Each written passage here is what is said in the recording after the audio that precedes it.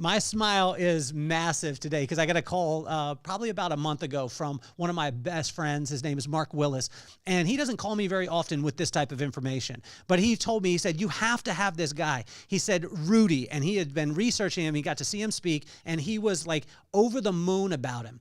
And then Mark called me again after having dinner with this man. And he said, dude, this is the one person that you need to have on the podcast because every single person in the world needs to hear his message. One of the most positive guys, one of the baddest speakers on the planet. When we talk about thought leaders, this is the guy. This man, the cover of Forbes, I mean, the accolades go on, but the coolest thing about him is I connected with him this morning and I asked him, I said, what are the titles that you want me to talk about? And he was like, I'm just a person here to serve the people. And it is my honor and my pleasure. I didn't realize that we were going to get him on this quick and be able to have this time with him because he is one of the most sought after people in the world right now. And it's my honor to have on Mr. Rudi Riekstins. So let's get this party started. Nothing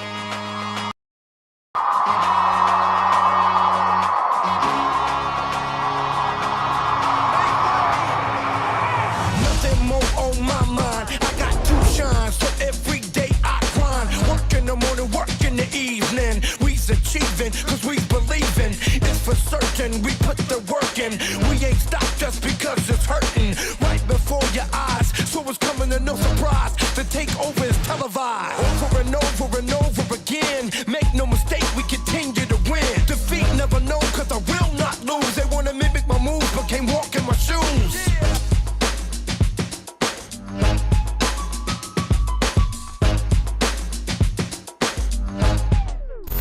Rudi, welcome to the show. The champ is here. The champ is here. The champ is here. I was going to say, man, you are the champ. That was incredible. Thank you so much for an unbelievable warm welcome, starting with the smile, then the introduction, and then everything else that just is you, man. Kenny, thank you so much for having me, brother. Rudi, how do you get on every single cover of every single magazine? I mean, your website, man, you have to scroll for like 5 days to be able to see all the things that you're doing. How does this happen? How do you become one of the most sought after speakers in the world? What's the secret sauce, man? Oh, man, I'm going to tell you there's two questions there because, you know, the covers are really just great marketing PR people. Okay. and then getting onto stages is something completely different. You know, I think the real value in the question you asked is how can people move forward in their life? And that is to be themselves, to be authentically themselves, to show up every day as the best person that they can be. And we're going to be recognized and celebrated for that, regardless of the industry. So, Rudi, we hear this a lot, and especially like we hear the authenticity part, we hear showing up as yourself, things like that. But the cool thing is you actually have substance behind this. And this is one of the reasons why I wanted to talk with you and why I wanted to have you on the podcast, man, is because there's a community of people and a culture of people right now that read not even the book, they read one paragraph. And then they're like, yo, if you just manifest abundance, everything's going to be okay. But you have a background in this. You have substance in it. Can you help us to understand what it means to truly be authentic and being who you are? So, you know, I have sat with myself for so many hours and I know myself so intimately because I've sat with myself for so many hours. And few people, I would say the estimates are 98% of people on the planet, they don't even know who they are. They are reacting to life situations and circumstance every single day. You know, I want to give you an example. My wife went to visit a family member years ago. This must be 13 years ago. And a family member was living in a small home. They had a small child. They had 2 bedrooms, so she was on the couch. Middle of the night, the husband walks into the living room, wakes her and says, man, I can't sleep. Do you mind getting into bed, you know, with your family member while I'm sleeping so that I can sit here and watch TV because I cannot stare at the ceiling another minute longer? And she grabs her pillow and she walks off and gets into bed, you know, with a family member, falls asleep. And her family member's asleep and she gets into bed next to family member and she lies there and she starts to feel nauseous. Then she feels anxious. and she feels like she's going to throw up. And she's lying there and she's like, oh my gosh, man, I'm having like a panic attack. Like, what's going on? The emotions were so strong in her. And then it dawned on her. She literally just walked into and stepped into this gentleman's energy. He had been lying there for 4 hours, staring at the ceiling. He's having a panic attack. He's worrying about money, about life, about health, about well-being, all these things. And then he gets up and he's all frantic and he leaves all of the energy of him behind. And then he says, hey, could you go and get into bed there? And the minute she got in, she felt that shift in the energy. And it was so intense that she herself felt nauseous, anxious, stressed, and worried. I use that example because so many people are walking around their life and they're walking into a room, into a situation, an office, an airplane. Anyone that's flown, anyone that's spent time in an airport can attest to this. All of a sudden, you start to feel the energy of everything that's around you. If you don't know who you are, if you don't know what it felt like to be you before you left your house, you're picking up all the energy of everything that's happening around you and you're thinking it's you. You're identifying it as you.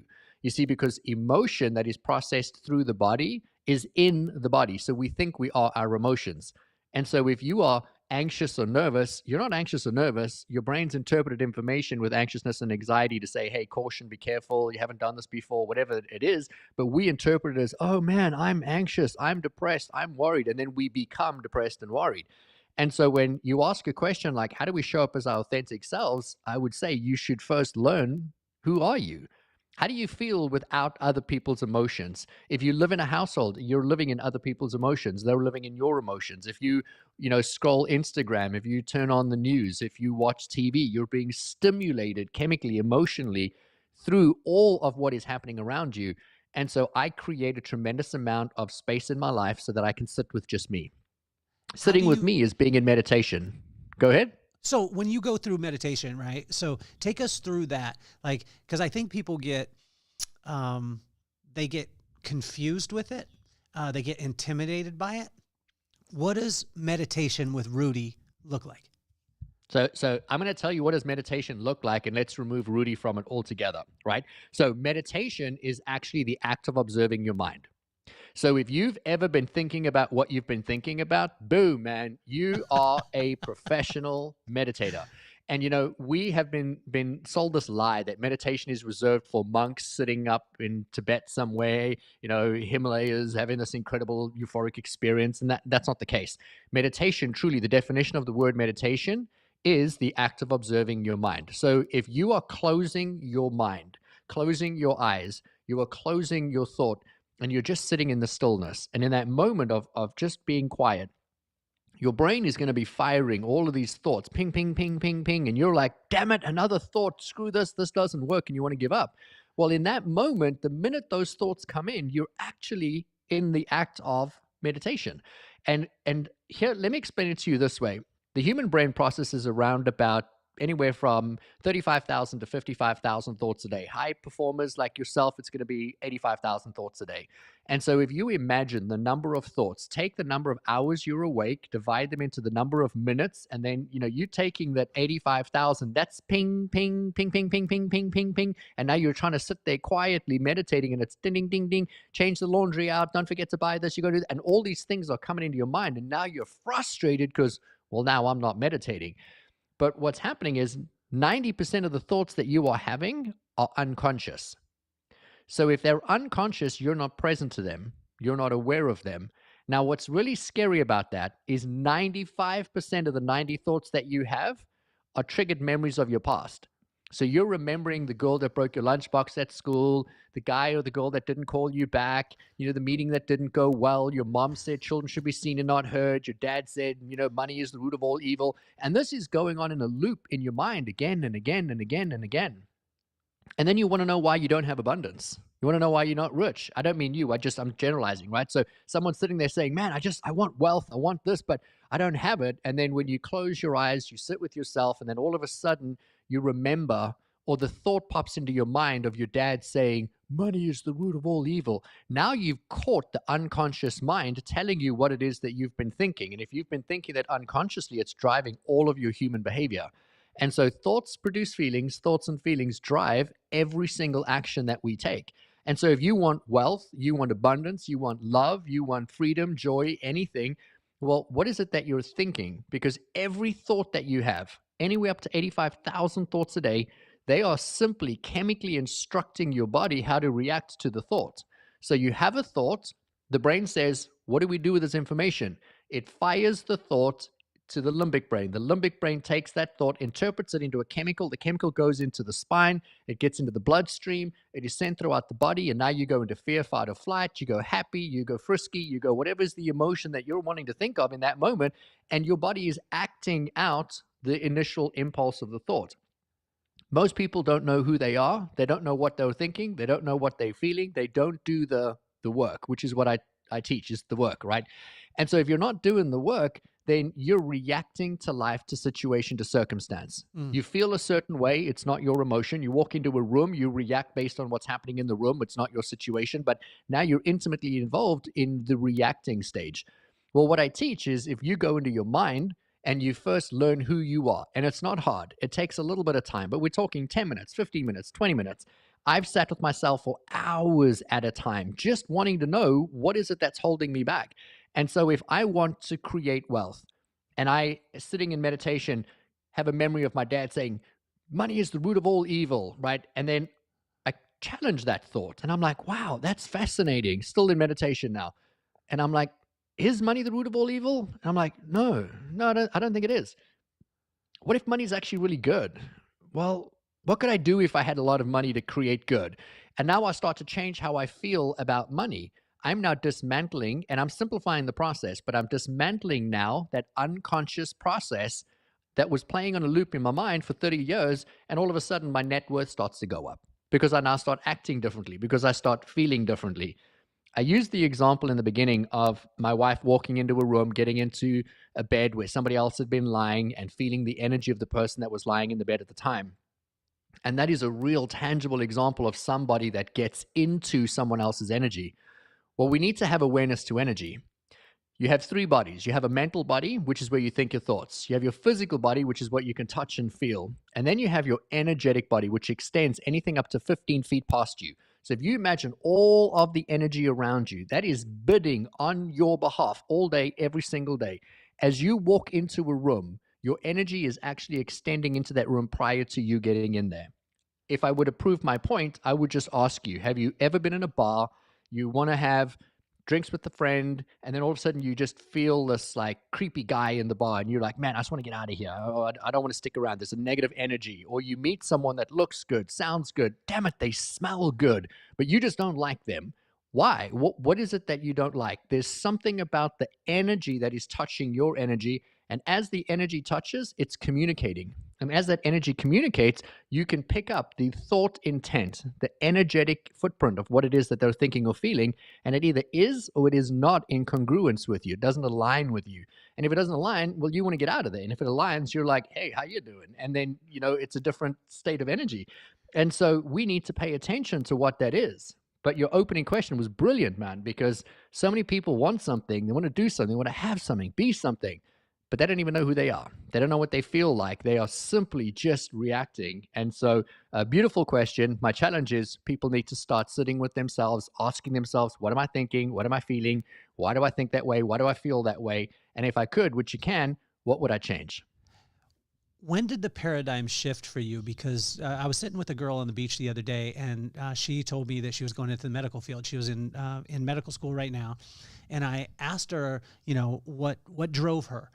And she talked about some of the experiences that she had as a kid. And what I find most of the time is people who set out to help people end up, where they started is they had a challenge, or they had something happen to them where maybe they didn't feel in control, where there wasn't a control for them, or there wasn't there wasn't a service for them that was there. So they wanted to become that for other people. Is that true with Rudi? And if so, what was that paradigm shift, or what caused that to want to create a desire for you to want to help people at the level which you do? So I'm going to broaden that slightly and say that all of life, every single experience that every single person has is a preparation. It's a qualification for the person that they get to become. And so if you were beaten or abused, if you were abandoned, if you were bullied, if you were named, ridiculed, or if you were given absolutely everything and your life was perfect, all of that is setting you up for the person that you're meant to become. I think that the true meaning in life is to go through all of your experience to gain a vantage point, to learn and to grow. And then our job is to turn around and teach it. And so life and the true fulfillment of life. I know you didn't ask this question, but So the hold answer on is for a second, Rudy, though. But Rudy, like, tell me about Rudy. Don't tell me about this part. Let's not go there. Let's go there right now because I don't have that much time with you. And I like the people want to know that part because I have a man named he has Samaritan's feet, and the reason why he started Samaritan's feet, putting shoes on millions of people, is because he grew up in Africa and didn't have shoes, had to walk 10 miles each day to be able to get water. Every single time I see a person with an overarching mission, the way that you are, what was it that drove Rudy? Not the world and not overarching, but Rudy. Who is Rudy? Why is Rudy so focused on this? Because you're the best in the world at what you do, man. So I thank you again for that. Every time you do it, it truly makes my day. So thank you. I appreciate the acknowledgement and the compliment. I think that the finishing the train of thought is the greatest levels of joy and fulfillment come from giving selflessly of yourself every day in every single way. And I grew up in an environment where I didn't have enough money. I grew up in an environment where I was named stupid. I walked into my first grade of school and the teacher said, "Rudy, you're a dunce. Go sit in the dunce's chair." She labeled me stupid, treated me like I was stupid. I acted stupid. When you think you're stupid, you act stupid, you become stupid. And so I never studied, never showed up.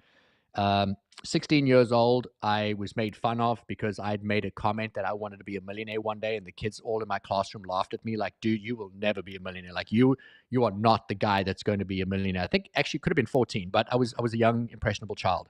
And I set a goal. I was going to be a millionaire by 25, and screw all these people. I'm going to prove it to you. And on my 26th birthday, my younger brother writes me a letter. Every year on my birthday, my brother writes me a letter. And it's about his view of how he sees me in the world in that year. And it's my favorite gift I ever get. And on my 26th birthday, he writes me the letter, and it starts with, "I am so proud of you."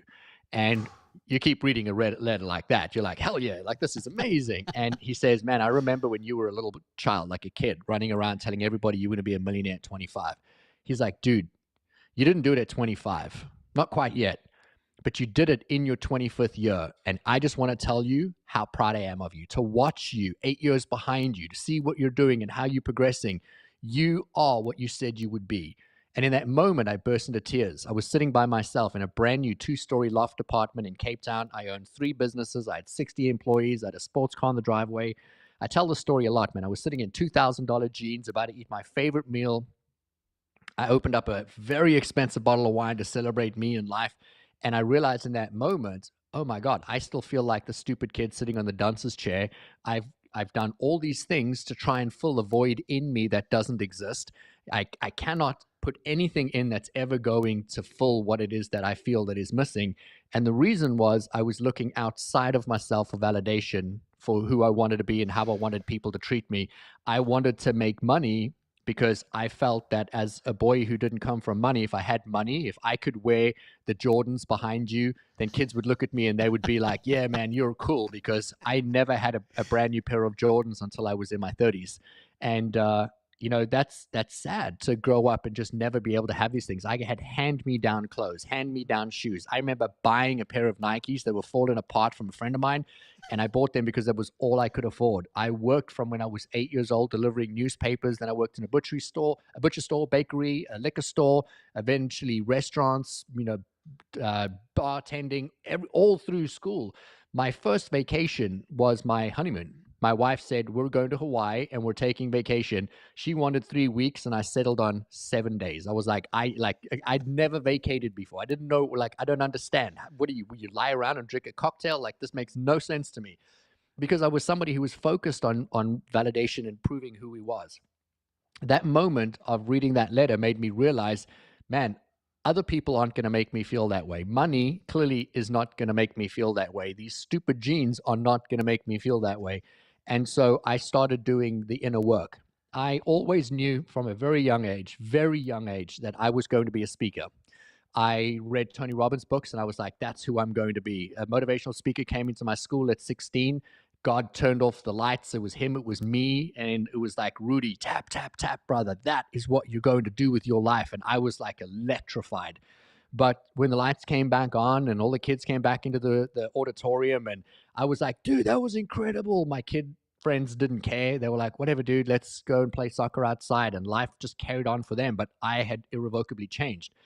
The problem is that when all of that ended and these people walked off the stage and I was left with those emotions, the limiting beliefs came back in. The Rudi, you're not good enough. You don't have money. You're not smart enough. You're a dunce. You're stupid. You're a class clown. Nobody likes you. You don't have friends. And all of that had to come through. I was very popular as a kid, but I didn't believe I was.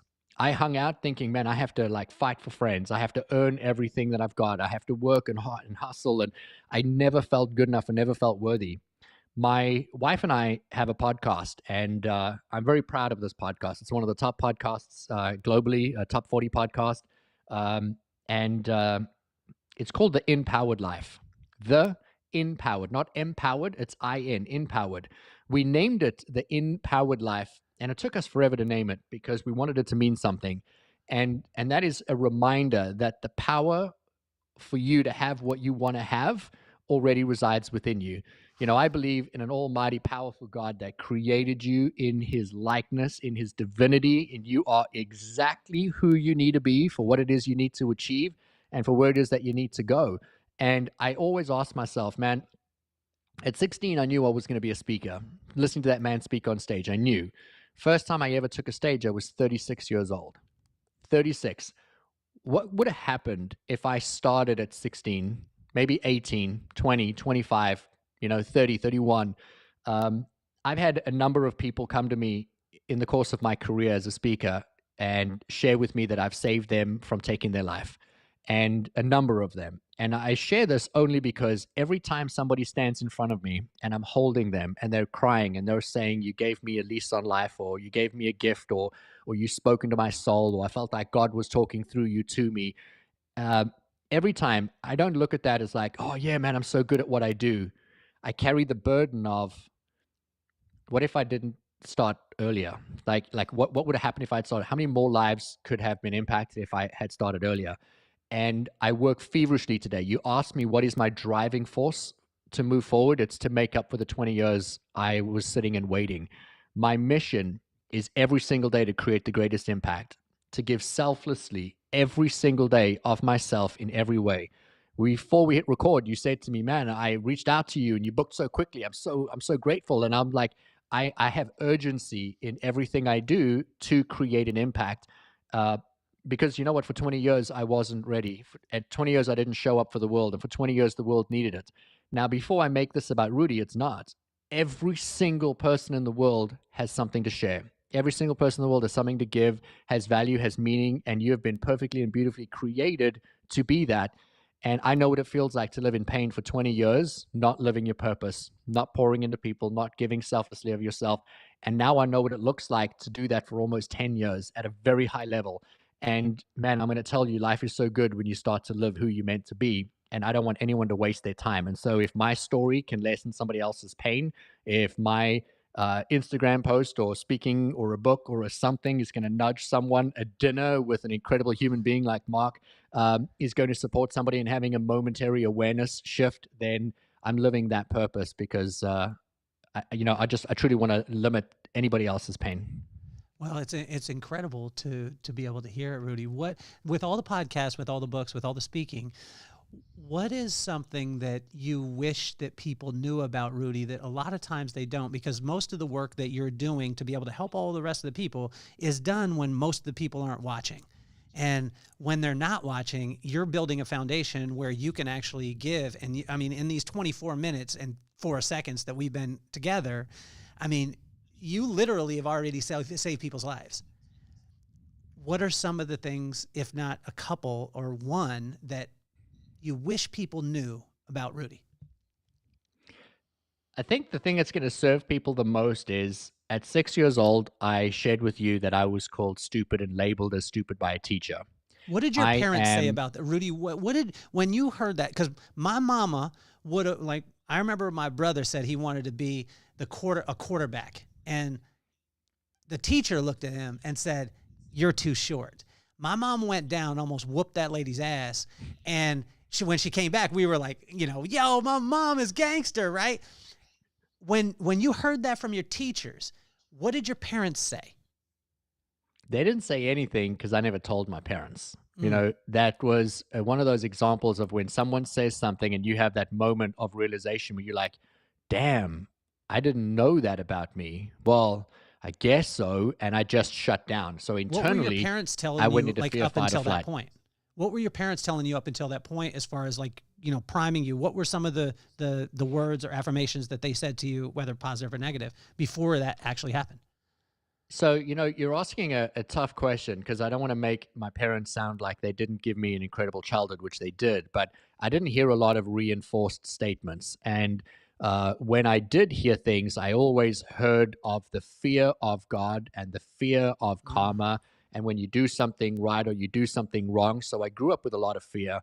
We didn't have a lot of money, and my parents lived in a lot. They're still alive today, but growing up, we lived in a lot of lack. So there was never a lot of money. It was like you can have some of that, but don't have a lot because we don't have enough to go around. Or, you know, we don't have any money right now, so we can't do this thing. Or, you know, you can't go on that school trip because you don't have money. My dad would say, oh, that's the richest guy in the town, you know, and he's done like questionable things to have that level of wealth, you know. So like statements that constantly reinforce you're not good enough, they are, you know, this is where you are, this is where they are. And you know, they did the very best that they could, but I really was the end result of compounded limiting beliefs of never feeling like I was good enough or I was worthy or that I was validated through what I was doing. And then I've got to take accountability for when you think stupid, you act stupid. So when you act stupid, people are going to respond to you as if you're stupid because I was showing up that way. And I did that a lot. You, when you say that, you really feel that you have to take accountability at 6 years old for someone telling you that you're stupid. Everything, brother. When your soil, everything. When your soil was set up the way that it was. I'm just asking. I mean, I'm just curious about it. And so, but I'd like to go down that rabbit hole. How important is it for parents to prepare the soil for their kids because as the world comes forward? Right? How important is that? And how can a parent, if we had a room full of parents, how can they prepare the soil for their kids that when they go out in the world and that they hear the silly teacher at 6 years old say you're stupid, that their soil would be in a place where it would actually reject that seed? So I'm going to answer your question in two trains of thought. And this is going to really trigger a few people that are listening, but I challenge you to sit with it and not to judge it right up front. So there's two ways that I look at the response to the question. The one is every single moment is a divinely led, orchestrated moment. If you are a father right now and you are an alcoholic, abusive, you're mean, your child is learning something very, very valuable. Even if you're terrible at what you're doing, I'm not condoning it. I'm just saying I believe your child chose you for a reason because there's a divinity in everything and that there's a lesson that you get to learn. But if you are or have awareness to you're not showing up as the best parent, you also have responsibility and accountability that needs to be taken to be the best that you can be, which would be put down the bottle, don't be abusive, you know, make amends, you know, do the right thing. Because in every moment, there's always this orchestrated moment of events where you either get to be the better person or you get another opportunity to learn to be the better person. At the end of the day, we all have to elevate to be the better person. That's the meaning of life. Every relationship is a learning. Every relationship is a lesson. My children are my greatest teachers. My children teach me love. They teach me patience. You know, my daughter calls me out. She says, well, you say this for me, but then you do this. And then I'm like, you're right. Okay. My shoes have to also go at the back door on the, you know, like, why does daddy's shoes not have to be here? But you know what I mean? That kind of thing. And so and then it takes like practice and patience. You like discipline. Okay. I totally get it. She called me forward. And then in that moment, I realized, wow, you know, I'm not a man of my integrity because I say one thing to my kids, but then I do the opposite. And we're talking about where do you position your shoes in the house or the garage, but you still need to be able to follow these simple practices and principles. And so you asked a beautiful question because you said, what are people supposed to do? And I believe you're supposed to do the best that you can do. As a parent, you need to do the best that you can do. And that's not saying that if you're not a great parent, that's okay. Hell no. You need to take accountability that you have brought a child into the world. You need to create the best environment for them. And that is to give them everything that you've got. But I'm going to roll this back on you because if you are not pouring into you, if you're not filling your cup, if you're not learning, growing, studying, sitting with yourself, knowing who you are, achieving abundance and joy, fulfillment and freedom, then how are you qualified to give that to your children? How are you qualified to pass that on to the rest of the world? And so all of my work comes back to how do you set yourself up so that you can then set other people up for success. My kids have learned meditation from when they were 3-4 years old. My son walked into a business meeting I was having. I was doing a training for like 16 people. And he walked in on a Sunday, and my wife brought them in because I hadn't seen them all week during the day. And like for a surprise lunch, she'd arranged it with the company. And so my son walks in behind my back, and he must be, I don't know, 4 or 5 years old. And he walks in, puts his arms behind his back, and he addresses the entire group, and he says, "Happiness is a choice, ladies and gentlemen." And they all look at like, who is this little kid? And he's walking around like a dictator with his arms behind his back, and he's like waddling. And then he says, "But if you're not happy," and he pauses, he says, "we will still love you." And like he just kept going and going. And it was like a good 5 minutes. I with tears in my eyes. I was a proud papa.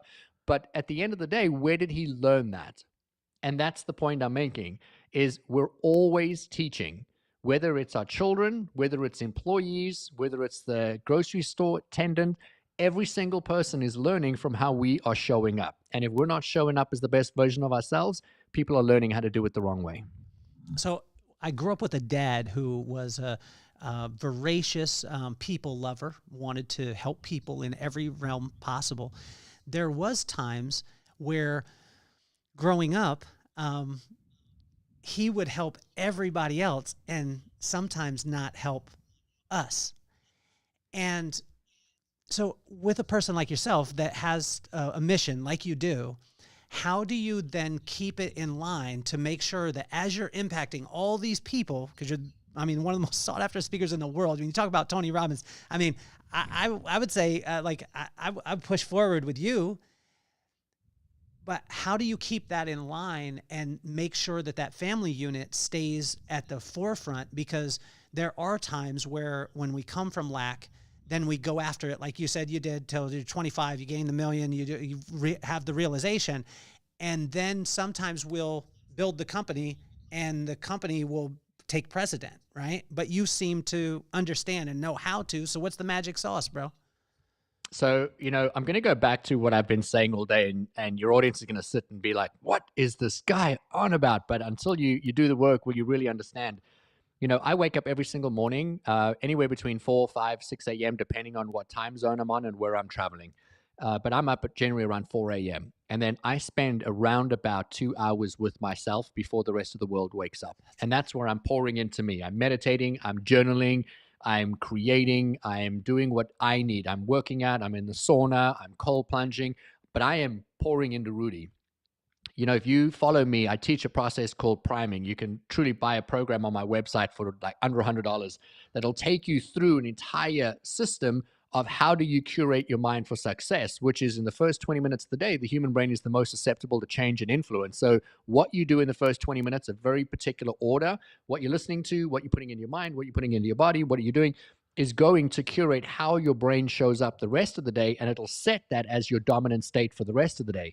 So when I wake up in the morning and I spend the first 20 minutes, or for me now, up to 2 hours, and that's just a choice. I don't have to. 20 minutes is good enough, but I love the time. At 6 o'clock when my kids get up, or at 6 o'clock when I see my wife for the first time in the morning, or we sip a cup of coffee together, I am already so full. My life is so robust. There isn't a thing in the world I cannot have, be, do, and achieve. Now, when I move forward in my day, I'm not moving forward with anxiousness, nervousness. I don't have anxiety. I'm not stressing about what needs to happen. I'm in a state of absolute abundance and joy because that's what I've curated in my mind and in my body. And then when opportunities show up, it either feels abundant, it feels expansive, or it feels restrictive. Anything that feels restrictive, I don't do. If you reach out to me and say, hey man, I'd love for you to be on my show, I pause for a second. I'm like, how does that feel? I don't research anyone. I'm just like, how does that feel? Does that align with how I felt this morning? Hell yeah, that does. Then I'm in, and then I'll book right away. And if I come across an opportunity and I'm like, how does that feel? Nope, that feels restrictive in my body. My body knows more than I know. And so I'm like, I'm good. And I can step away from that. And I only make decisions that feel aligned with me. It limits how much I have to do. So when opportunities come, speak on this big stage, meet this person. Nope, that feels restrictive. I want to. Every part of my body says, my mind says you need to be there, but my body says, nope, no, you shouldn't. Then I turn it down. Yesterday, I had so much work. My wife is in Istanbul, Turkey. She's speaking at a conference, and I'm manning the kids this week. I leave on the weekend, and I had a whole lot of work to do. 2:30, I picked my kids up from summer camp because it's summer right now at the time of the recording. And at 2:30, I just say to my kids, pool party. And we jump in the pool and we swam for 2.5 hours. We played Marco Polo and threw the football and, jumped into the hot tub. And I just spent the afternoon with my kids. I had so much to do. But what felt expansive to me in that moment was to connect with my children. And I think people can learn a lot from that. And when you fill your cup so much like that, the creativity, the inspiration, the flow, the opportunity, the money that comes after that is exponentially more than anything that you could have done if you had filled that with work hours. So, Rudi, the reason why I started the podcast is because of my two kids, Maddox and McKenna. And Maddox is 12 years old. He's about to be 13. And he's just marches to the beat of his own drum. The kid is unbelievable. He's a little sports head. He loves football, American football. And my daughter is in the arts. So she's in theater and sings, dances, all this stuff. But the reason why I say I started it because of them, because I never wanted to worship idols. Right? I didn't want him to see a Rudi and worship a Rudi. Your message today was so phenomenal in that you were always kind of saying that this is not about Rudi. This is about the person that is listening, which is unbelievable. I wanted them not to worship idols, but to be inspired by iconic people. And I truly believe that you're an iconic person, especially after spending this amount of time with you. It really feels, this 40 minutes feels like it was 40 seconds for me. And I'm sure for every single person out there listening or watching. So what advice would you have for Maddox and McKenna? And if you could use both their names, it would be awesome. First I have to say Maddox and McKenna have the most beautiful names. They are powerful names. I've seen your son on social media and he is fierce and I love his heart already. I would say to them that they have a dream or a goal or a desire to have or to be or to do something. That dream or goal or desire doesn't necessarily have to make sense to anybody else, but it makes sense to them. And that when they think about it, there's like an energetic shift inside their physiology. Their body changes. They feel excited. They feel motivated. They feel inspired to do something. And don't allow the outside world to influence that feeling you have in you. And that because you have that feeling, because you have that knowing, that want, that desire, you didn't randomly one day just decide because you were watching TV that was a desire you wanted. It was planted in you like a seed. And that force that put it in you also created you and everything around you. Your job is to nurture that feeling, to nurture that desire, to allow it to grow. And as it grows and as it expands, even if your desire is selfish from the outside looking in, meaning I want to be a famous athlete or I want to, whatever that thing is that people want to achieve. And we think, well, that's so self-centered of you to do that. And it's not. You, by doing that, are living your purpose. And at the end of living that purpose, you get to turn around with a new vantage point and teach. We're going to chase money. We're going to chase love. We're going to chase fame, fortune, and all the material things that could potentially be around us to support us. But when you get older, you learn the greatest levels of joy, fulfillment, and freedom. Second time I'm mentioning this today is when you give selflessly of yourself every day in every single way. I spent 20 years trying to fill my cup so I could turn around and teach. And all I had to do was teach where I was. And so my gift to them is to be the most powerful, courageous, generous, abundant, loving people they are right now. Because in every moment, we're always leading. And how we're leading is how we're demonstrating other people to lead. So they need to go out and live their highest and their greatest potential right where they planted. The champ is here. The champ is here. I said that right when you came on, and you do not disappoint. You have exceeded every single expectation, and the expectations are high, man. And so, Rudi, it has been my honor, my pleasure. Thank you so much for being on the podcast, man. And you're officially off the hot seat.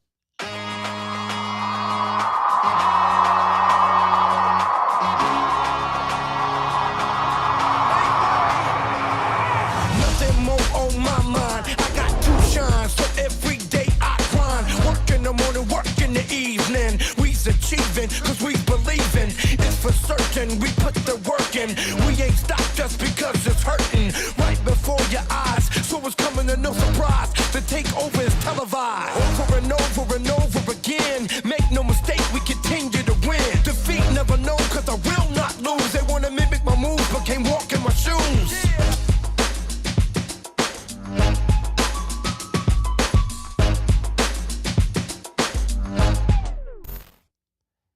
Thank you, Brother, Rudi.